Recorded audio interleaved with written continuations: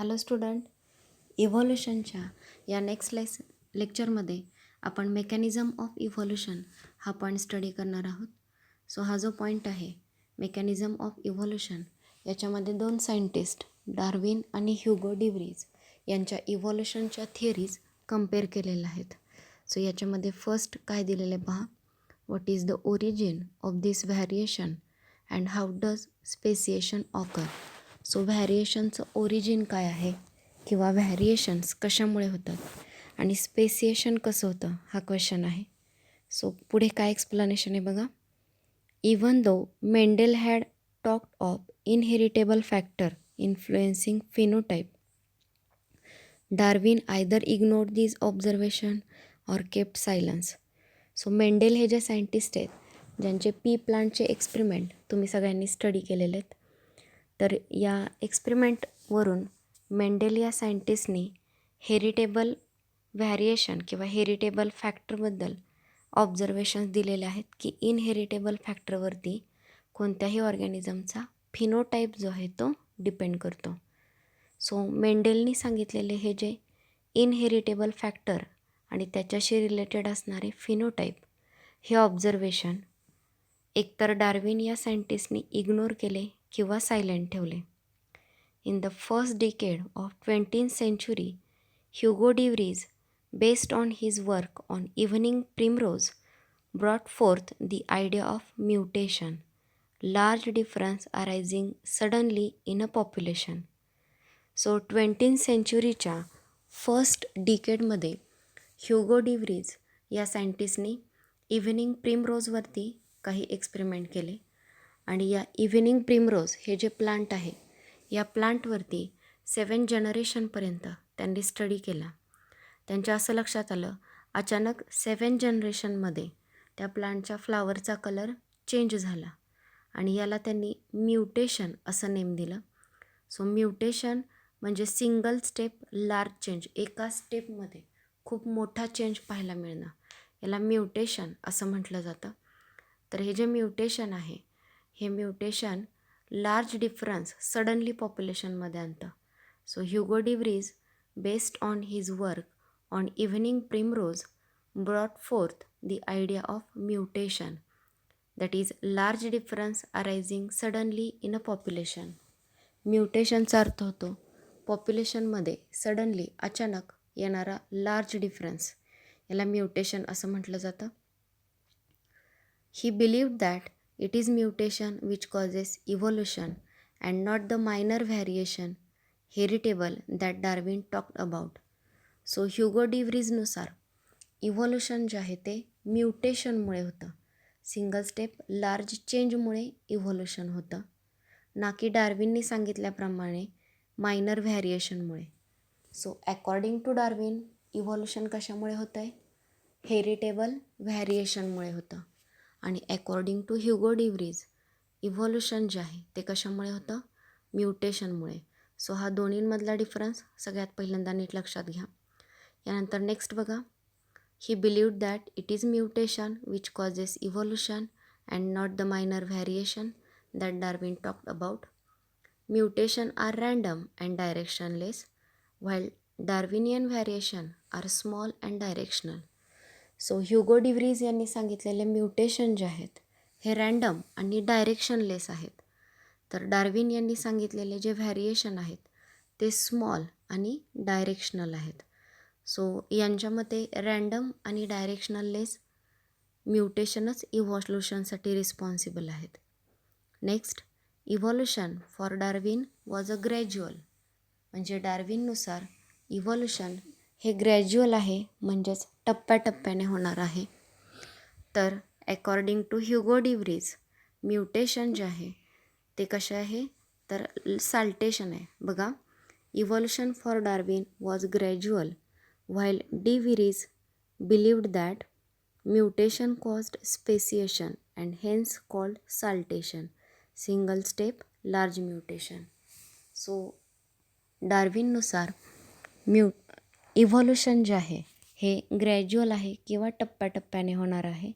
तर Hugo de व्रीजनुसार single step large mutation जे आहे हे इव्हॉल्युशनसाठी एका स्टेपमध्ये मोठा चेंज, मोठं म्युटेशन जे होतं आहे हे इव्होल्युशनसाठी रिस्पॉन्सिबल आहे अकॉर्डिंग टू ह्युगो डिव्रीज. साल्टेशन हा वर्ड लक्षात ठेवा. साल्टेशन हा वर्ड ह्युगो डिव्रीज यांनी यूज केला आणि साल्टेशनचा अर्थ होतो सिंगल स्टेप लार्ज म्युटेशन. या वर्डवरती क्वेश्चन असू शकतो. Studies in population genetics later brought out some clarity. Next population जेनेटिक्सवरती स्टडी केला गेला की ज्याच्यामुळे अजून क्लॅरिटी आली. सो आत्ता जो आपण पॅराग्राफ डिस्कस केला याच्यामध्ये इव्होल्युशन ही आयडिया 2 सायंटिस्टच्या व्ह्यूने दिलेली आहे. एक डार्विन आणि second Hugo de Vries. According to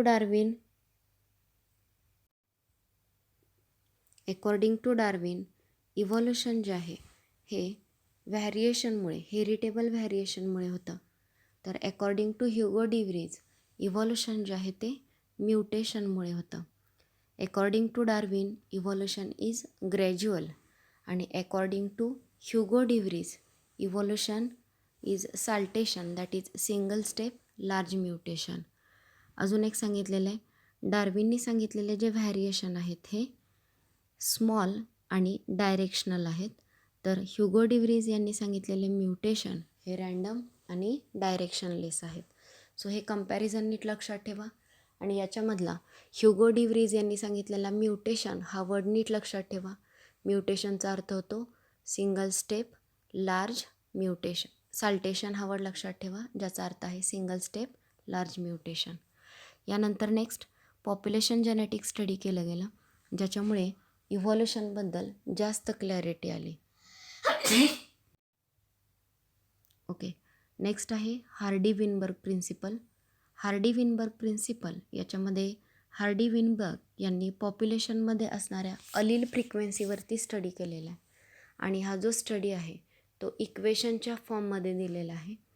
तर हे जे प्रिन्सिपल आहे हे अतिशय इम्पॉर्टंट आहे कारण याच्यावरती नीट एक्झामला न्यूमेरिकल किंवा एकतरी थेरॉटिकल MCQ जो आहे तो बेस्ड असतो. याचे काही एक्झाम्पल मी तुम्हाला होमवर्कसाठी याच लेक्चरमध्ये देणार आहे. सो पहिल्यांदा हे प्रिन्सिपल सगळ्यांनी नीट समजून घ्या. सो फर्स्ट काय दिलेलं आहे बघा. In a given population one can find out the frequency of occurrence of Aleel of a gene or a locus. So एखाद्या पॉप्युलेशनमध्ये जीन फ्रिक्वेन्सी किंवा अलील फ्रिक्वेन्सी जी आहे ती कॅल्क्युलेट करता येऊ शकते. अलील म्हणजे काय आणि अलीलची फ्रिक्वेन्सी आपण स्टेट बोर्डचे लेक्चर जे स्टडी केले याच्यामध्ये पाहिलेलं आहे. सो अलील म्हणजे काय, एकाच जीनचे जे 2 अल्टरनेटिव्ह फॉर्म असतात यांना अलील असं म्हटलं जातं. फॉर एक्झाम्पल जे ऑर्गॅनिझम डिप्लॉयड आहेत, सेक्शुअली रिप्रोड्युसिंग ऑर्गॅनिझम आहेत, यांच्यामध्ये एकाच कॅरेक्टरचे 2 जीन किंवा एकाच जीनचे 2 अल्टरनेटिव्ह फॉर्म्स असतात यांना आपण अलील म्हणतो. आणि या अलीलची फ्रिक्वेन्सी कशी कॅल्क्युलेट केली जाते हे आपण पाहिलेलं आहे. तरीसुद्धा पुन्हा एकदा बघा. ठीक आहे, या ठिकाणी एक पॉप्युलेशन दिलेलं आहे 9 इंडिव्हिज्युअलचं. याच्यामध्ये बघा, पहिल्या याच्यामध्ये कॅपिटल ए, दुसऱ्या इंडिव्हिज्युअलमध्ये capital A, next small A, capital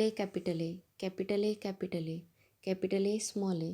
या वेने 9 इंडिव्हिज्युअलमधले अलील जे आहेत ते दिलेले आहेत. अलील एकाच जीनचे 2 alternative form. For example capital A, small A हे एकाच जीनचे 2 अल्टरनेटिव्ह फॉर्म आहेत जे डिप्लॉयड ऑर्गॅनिझममध्ये प्रेझेंट आहेत. आता याच्यामध्ये बघा, समजा स्मॉल ए या अलीलची फ्रिक्वेन्सी जर कॅल्क्युलेट करायची असेल तर या पॉप्युलेशनमध्ये स्मॉल ए या अलीलचा नंबर काउंट केला जातो. सो या पॉप्युलेशनमध्ये जर स्मॉल एचा नंबर काउंट केला तर टोटल बघा, पहिल्या रोमध्ये 3 स्मॉल ए आहेत, सेकंड रोमध्ये 1 स्मॉल ए आहे आणि सगळ्यात शेवटच्या रोमध्ये पुन्हा 3 स्मॉल ए आहेत. सो यावेळी टोटल स्मॉल ए आहेत 7 डिवायडेड बाय टोटल अलील किती आहेत तर 18. ओके, सो 18 अलील आहेत. सो 7 डिवायडेड बाय 18 जर केलं तर आपला आन्सर येणार आहे 0.38. असंच आपण कॅपिटल ए या अलीलची फ्रिक्वेन्सीसुद्धा कॅल्क्युलेट करू शकतो. या ठिकाणी कॅपिटल एचा नंबर आहे 11 आणि divided by total number of allele आहेत 18 आणि या ठिकाणी ॲन्सर येणार आहे 0.61.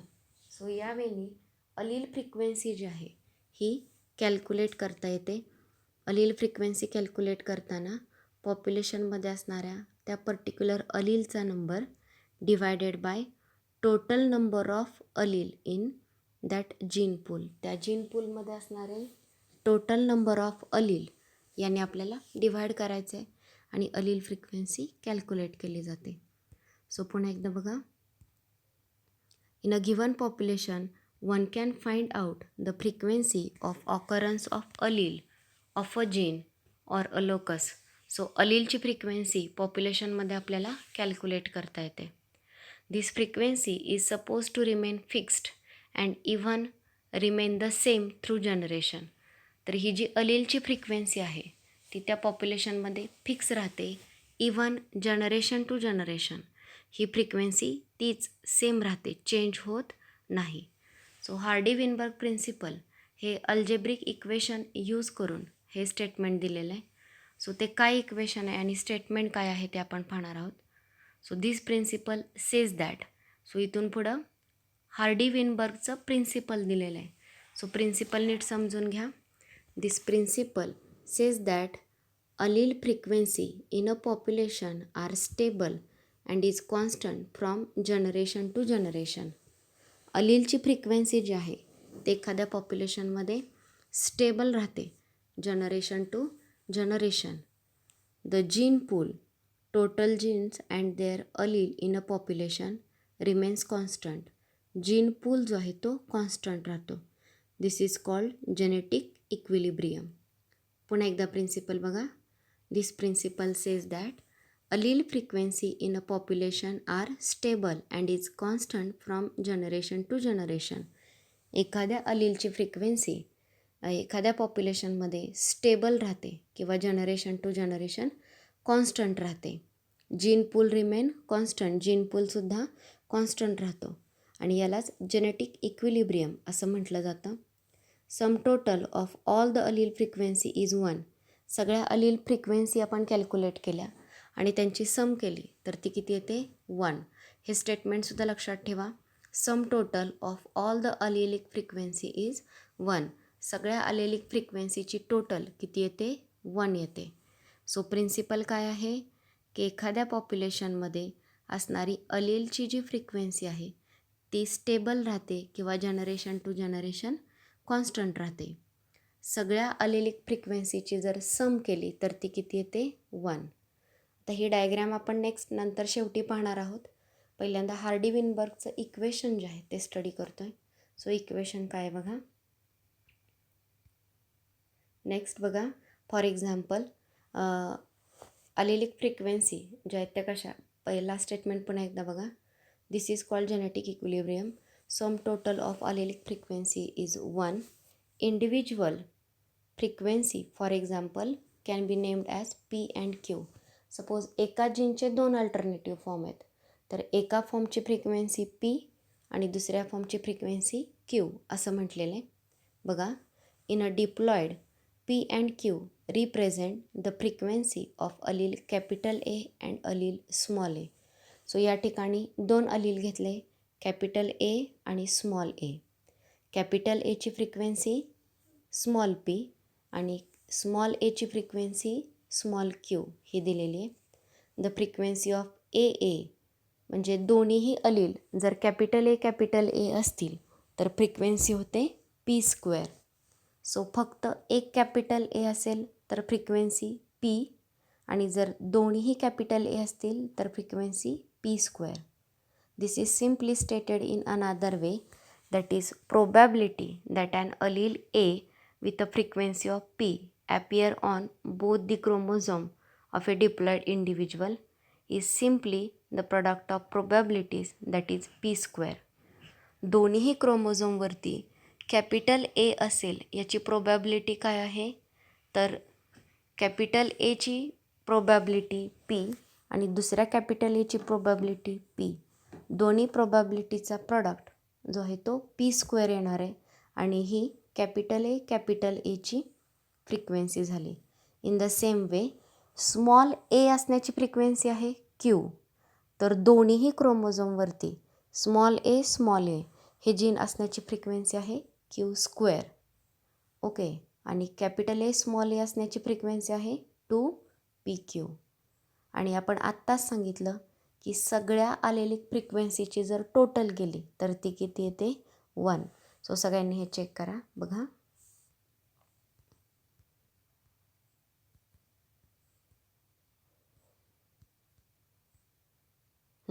या ठिकाणी फ्रिक्वेन्सी ऑफ कॅपिटल ए, फक्त कॅपिटल एची फ्रिक्वेन्सी किती आहे p. नेक्स्ट बघा, frequency of small A. Frequency of small A आहे q.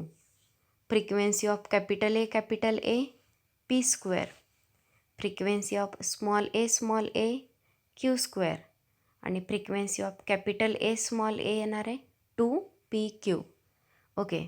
आता सगळ्या अलीलच्या फ्रिक्वेन्सीची जर टोटल केली म्हणजे एखाद्या पॉप्युलेशनमध्ये कॅपिटल ए हेची फ्रिक्वेन्सी किती येणार आहे p² प्लस स्मॉल एची फ्रिक्वेन्सी q² आणि कॅपिटल एची 2pq. ह्या सगळ्या आलेली फ्रिक्वेन्सीची जर टोटल केली तर ती किती येते 1. म्हणजे असं येणार आहे p² plus 2pq plus q² is equal to 1. आणि तुम्हाला माहिती आहे हे p प्लस क्यू ब्रॅकेट स्क्वेअरचं एक्सपान्शन आहे. p plus Q bracket square is equal to 1. हे सगळ्यांच्या लक्षात आलं का बघा. सो मुलांना अलील म्हणजे काय, एकाच जीनचे 2 अल्टरनेटिव्ह फॉर्म. डिप्लॉइड ऑर्गॅनिझममध्ये 2 क्रोमोझोम असतात एकाच कॅरेक्टरचे. तर जीनचे जे 2 अल्टरनेटिव्ह फॉर्म आहेत तर त्यातला एक फॉर्म एका जीनवरती एका क्रोमोझोमवरती तर दुसरा फॉर्म दुसऱ्या क्रोमोझोमवरती प्रेझेंट असतो. या ठिकाणी फॉर एक्झाम्पल कॅपिटल ए किंवा कॅपिटल ए किंवा स्मॉल ए अशा टाईपचे अलील घेतलेले आहेत. यातल्या कॅपिटल एची फ्रिक्वेन्सी आहे p. स्मॉल ए कायम डॉमिनंट जीनची फ्रिक्वेन्सी, कॅपिटल म्हणजे डॉमिनंट जीन, याची फ्रिक्वेन्सी p असते. तर रेसेसिव्ह जीनची फ्रिक्वेन्सी q असते. दोन्हीही डॉमिनंट असण्याची फ्रिक्वेन्सी झाली p². दोन्हीही जीन रेसेसिव्ह असण्याची फ्रिक्वेन्सी झाली q². आणि एक डॉमिनंट एक रेसेसिव्ह जीन असण्याची फ्रिक्वेन्सी 2pq. आणि सगळ्या आलेली फ्रिक्वेन्सीची जर टोटल केली तर p² plus 2pq plus q² is equal to 1. हे p प्लस क्यू ब्रॅकेट स्क्वेअरचं बायनॉमियल एक्सपान्शन आहे. सो या ठिकाणी हे माहिती असू द्या किंवा माहिती असेल तुम्हाला की आपण कॅपिटल लेटर जे आहे ते डॉमिनंट कॅरेक्टरसाठी घेतो आणि स्मॉल लेटर जे आहे ते रेसेसिव्ह कॅरेक्टरसाठी घेतो. या ठिकाणी कॅपिटल ए डॉमिनंट आहे तर स्मॉल ए रेसेसिव्ह आहे. तर सगळ्यांनी यावेळी हे जे फ्रिक्वेन्सीज दिलेल्या आहेत हे नीट लक्षात ठेवा. हेच त्या थिअरीमध्ये दिलेलं आहेत. सो नेक्स्ट बघा. ओके. सो हा फर्स्ट पॅराग्राफ झाला. नेक्स्ट बघा. When frequency measured differ from expected value the difference indicate the extent of evolutionary changes. जर फ्रिक्वेन्सी मोजल्या गेल्या आणि एक्सपेक्टेड व्हॅल्यूपेक्षा जर वेगळी व्हॅल्यू आली फ्रिक्वेन्सीची तर त्याचा अर्थ होतो त्या ठिकाणी इव्हॉल्युशनरी चेंज झालेला आहे. डिस्टर्बन्स इन जेनेटिक इक्विलिब्रियम और Hardy-Weinberg equilibrium that is change of frequency of allele in a population would then be interpreted as a resulting in evolution. Statement महत्त्वाचं आहे. जेनेटिक इक्विलिब्रियम म्हणजेच हार्डी-विनबर्ग प्रिन्सिपल. मग Hardy-Weinberg principal काय आहे तर अलीलची जी frequency आहे ती पॉप्युलेशनमध्ये कॉन्स्टंट राहते, चेंज होत नाही, जनरेशन टू जनरेशन सेम राहते. मात्र जर हे चेंज झालेलं असेल, जेनेटिक इक्विलिब्रियम चेंज झालेला असेल किंवा हार्डी-विनबर्ग इक्विलिब्रियम चेंज झालेला असेल, डिस्टर्ब झालेला असेल किंवा अलीलची फ्रिक्वेन्सी चेंज झालेली असेल तर त्याचा अर्थ त्या ठिकाणी इव्हॉल्युशन झालेलं आहे. Next, 5 factors are known to affect Hardy Weinberg equilibrium. हा सगळा पॅराग्राफ अतिशय महत्त्वाचा आहे. याच्यावरती MCQमध्ये क्वेश्चन आहेत. सो कोणते 5 फॅक्टर बघा. दीज आर जीन मायग्रेशन और gene flow, genetic drift, mutation, genetic recombination and natural selection.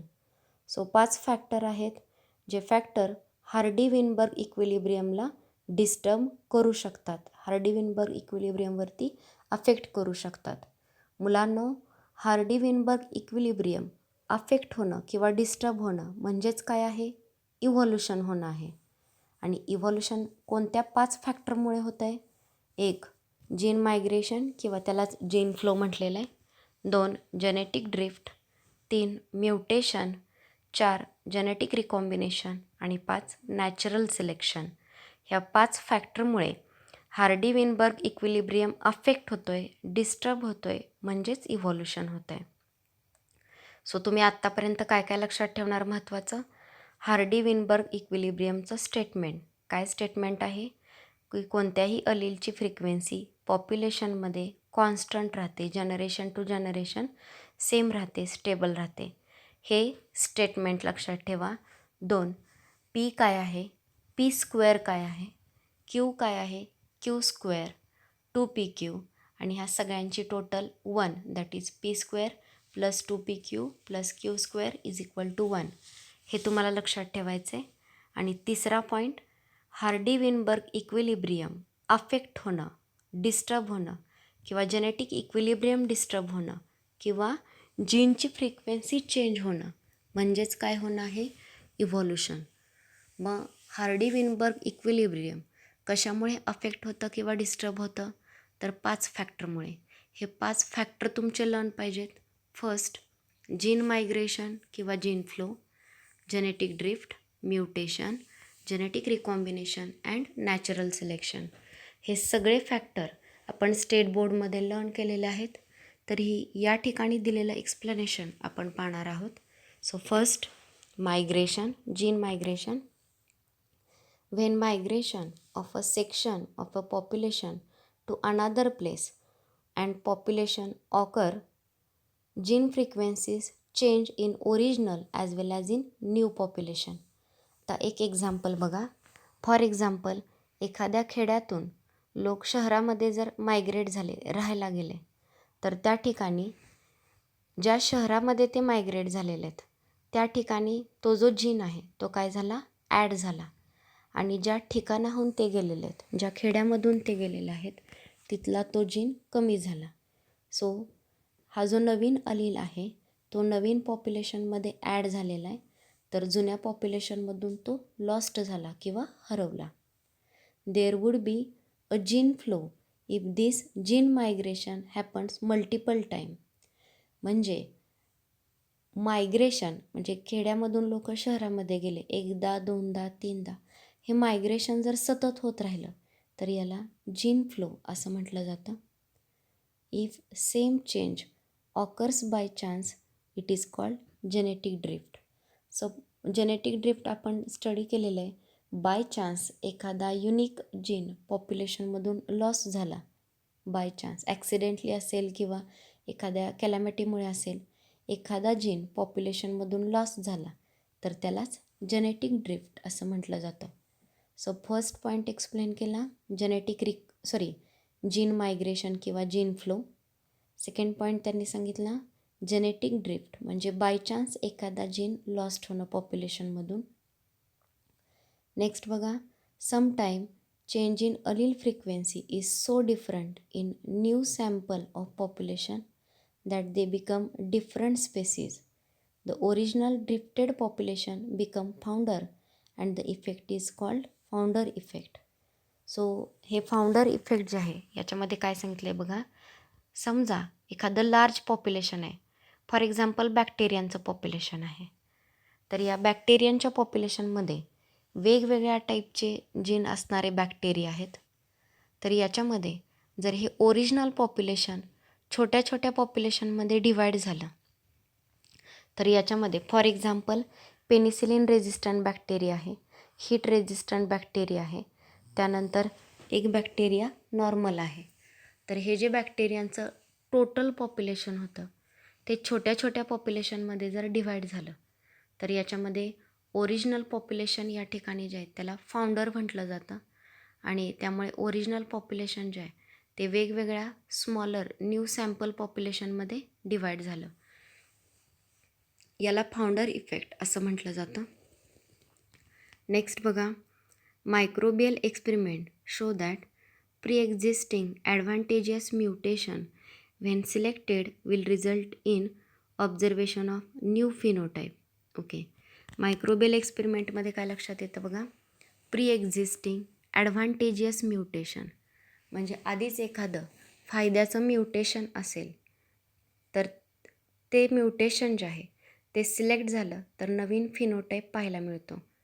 Over few generation this would result in speciation. पुन्हा एकदा बघा, microbial experiment show that pre existing advantageous mutation, आधीचंच एखादं फायद्याचं mutation आहे, हे जर सिलेक्ट झालं तर त्याच्यामुळे नवीन फिनोटाईप जो आहे तो अराईज होतो आणि हे सतत सिलेक्ट होऊन तो न्यू फिनोटाईप ग्रो होऊन नवीन स्पेसीज अराईज होते. कसं बघा, natural selection is a process in which heritable variation enabling better survival.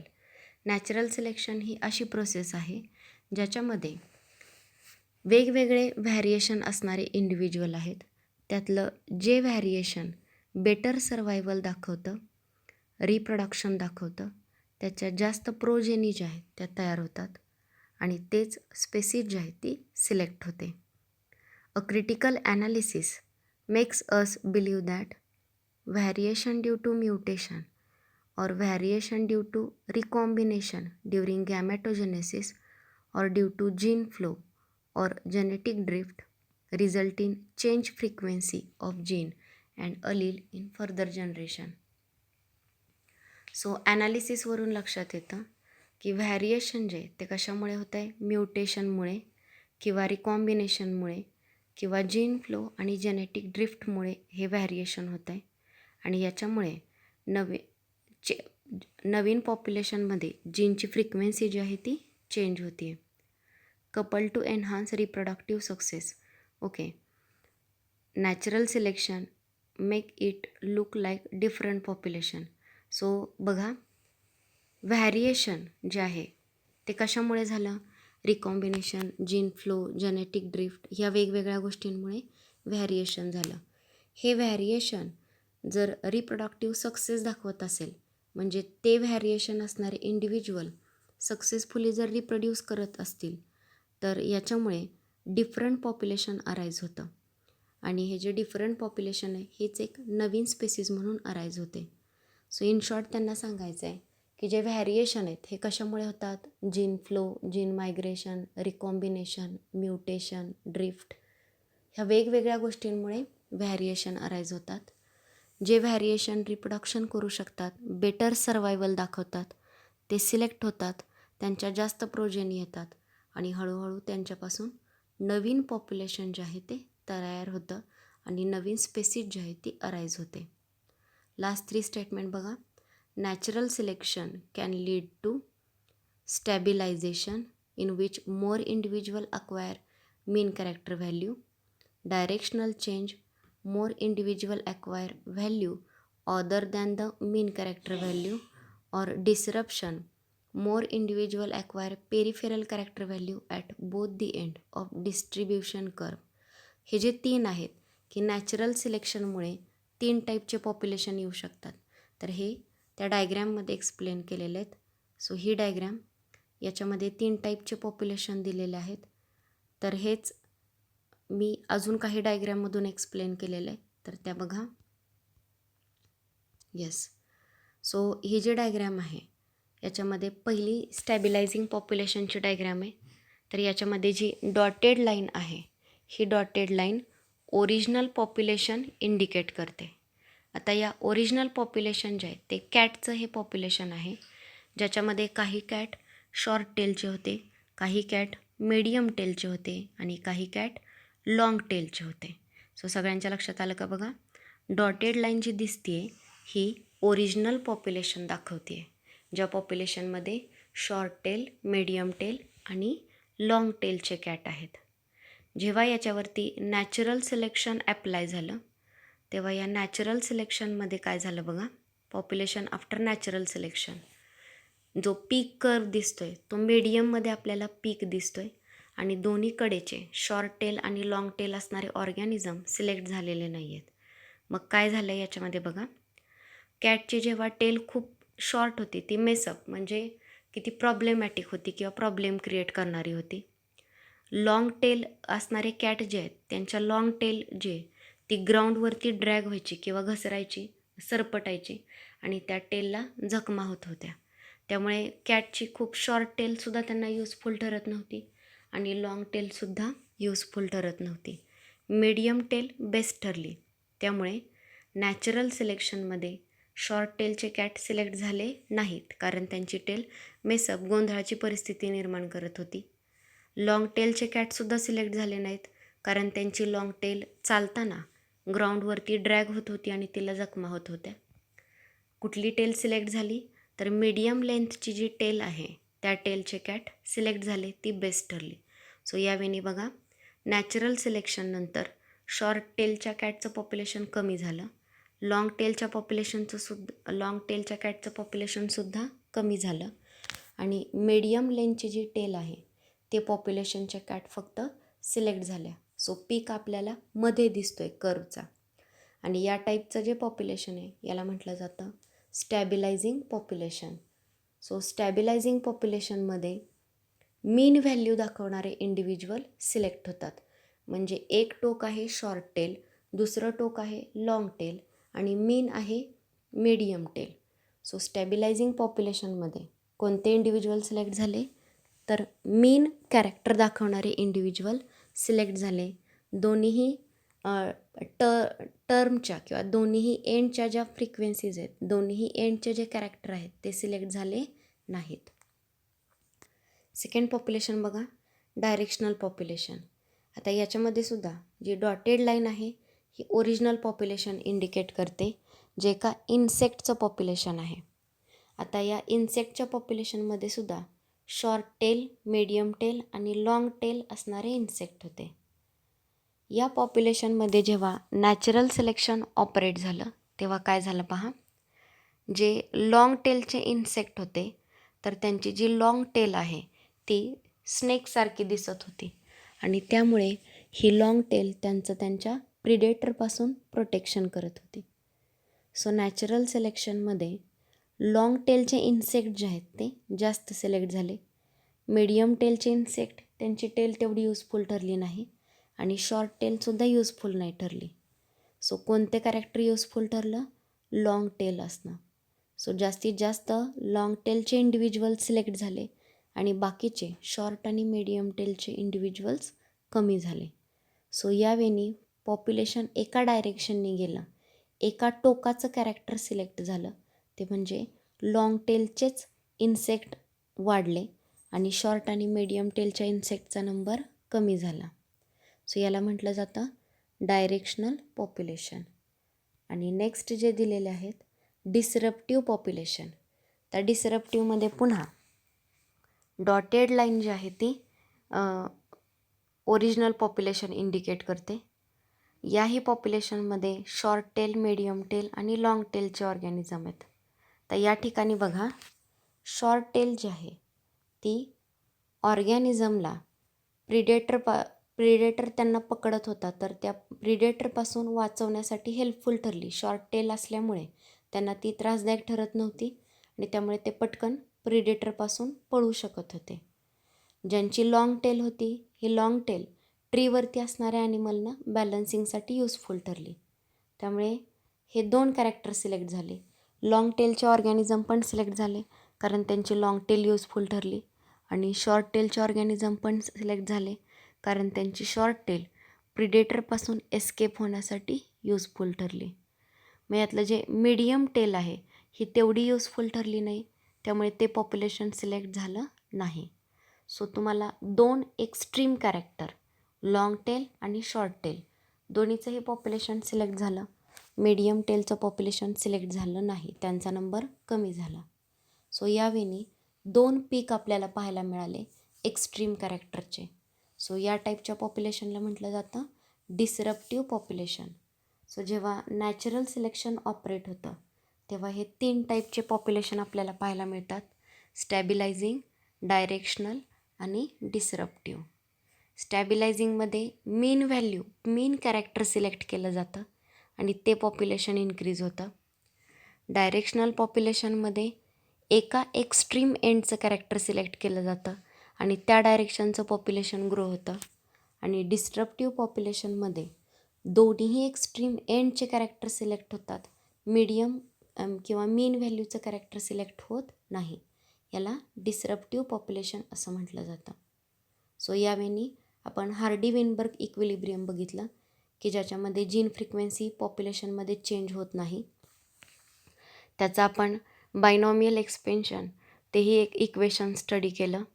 आणि यानंतर हार्डी-वेनबर्गची फ्रिक्वेन्सी डिस्टर्ब झाली तर त्याचा अर्थ होतो त्या ठिकाणी इव्हॉल्युशन झाला. जीन फ्रिक्वेन्सी चेंज झाली म्हणजेच त्या ठिकाणी इव्हॉल्युशन झालं. आणि ही जीन फ्रिक्वेन्सी 5 फॅक्टरमुळे चेंज होते. त्याच्यामध्ये फर्स्ट पाहिलं जीन फ्लो किंवा जीन मायग्रेशन, त्यानंतर mutation, genetic recombination, genetic drift, natural selection आणि फायनली नॅचरल सिलेक्शन जे आहे. फायनल 3 स्टेटमेंट बघा. Natural selection can lead to stabilization. Natural सिलेक्शनमुळे स्टॅबिलायझेशन पॉप्युलेशन येऊ शकतं मीन व्हॅल्यूचं. डायरेक्शनल चेंज येऊ शकतो म्हणजे एका एक्स्ट्रीम एंडचं कॅरेक्टर सिलेक्ट होऊ शकतं.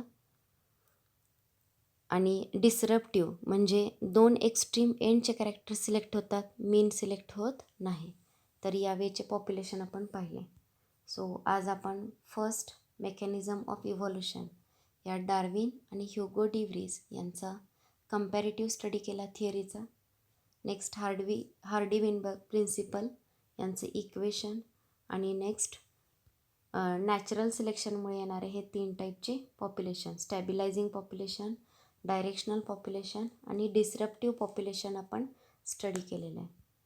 यानंतर नेक्स्ट मी तुम्हाला म्हटलं की हार्डी-वेनबर्ग या इक्वेशनवरती क्वेश्चन जे आहेत ते एक्झामला विचारले जातात.